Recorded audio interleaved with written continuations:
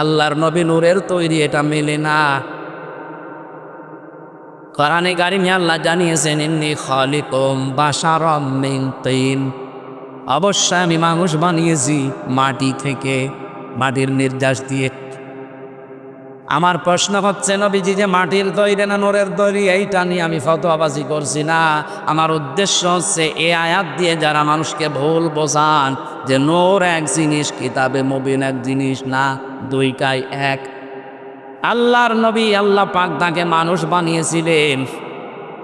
কুল ইন্নামা আনা বাশারুম মিসলুকুম ইউহা ইলাইয়া আন্নামা ইলাহুকুম ইলাহু ওয়াহিদ। নবী আপনি বলেন, এতটুকু আল্লাহ বলতে পারতেন। ইন্নার পরে আল্লাহ মা লাগিয়েছেন কেন?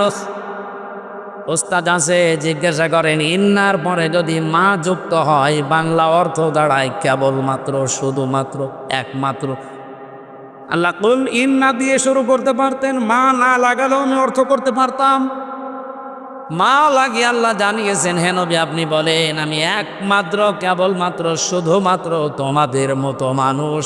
পার্থক্য এতটুকু, ইউহা ইলাইয়া, আমার প্রতি ওহী আসে, তোমাদের কাছে আসে না, এটাই পার্থক্য।